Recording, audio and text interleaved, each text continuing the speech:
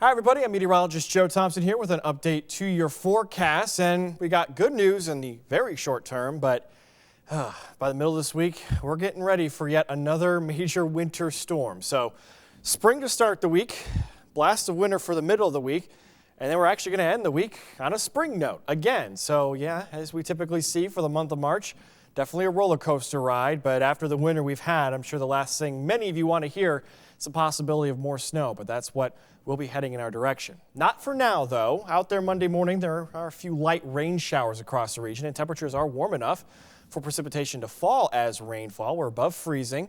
We're going to be above freezing all day long on Monday. In fact, we may even stay above freezing all night, Monday night into Tuesday morning. So we're in a milder pattern right now. Most of these showers will dissipate by the time we get to the afternoon hours. It may even start to break up the clouds just a little bit to allow a few peaks of sun. But for the most part, clouds are going to rule the day for our Monday, but at least it will be warmer out there. Let's take a look at your forecast, let you know what you can expect. Again, maybe just a couple light showers out there during the AM hours on Monday, maybe a sprinkle for the afternoon, but most of us won't see anything too significant, really not even enough to really take the umbrella with you.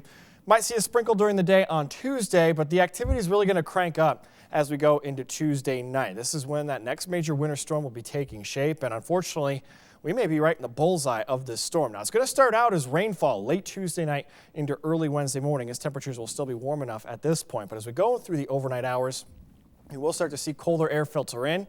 That's going to lead to sort of a wintry mix. We start to change over to some rain, to snow. Might even be a brief period of some freezing rain in there. That's something we'll have to watch out for.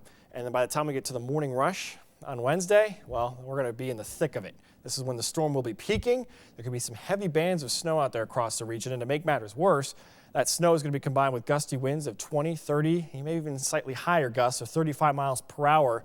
So it's going to lead to some blowing snow, reduced visibility. So roadways are going to become very treacherous once again for Wednesday morning.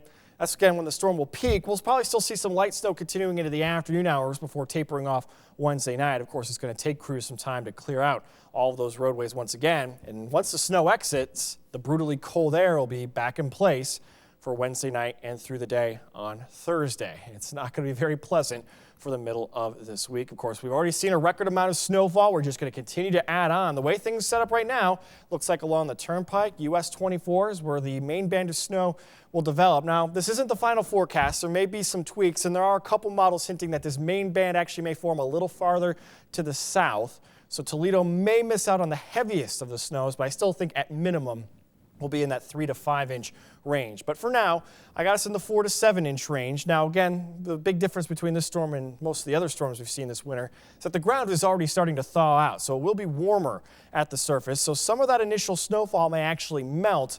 So while we may get, 5, 6, 7 inches of actual snowfall, the snowpack itself may be a little less than that since some of that initial snow may melt. But either way, it will be enough to make roads slick, probably a little icy at points as well. So definitely a high impact storm and one that's going to make things fairly treacherous again. For the rest of your Monday, expect mostly cloudy skies, highs in the mid-40s. We're going to enjoy the seasonable conditions while we can. A little bit of a breeze, 10 to 20 miles per hour. We'll be back in the 40s again as we head into the day Tuesday as well. And we'll keep things above freezing for your Tuesday morning, just like it was Monday morning. So a nice start to the day, even if it is a little cloudy, at least it's mild.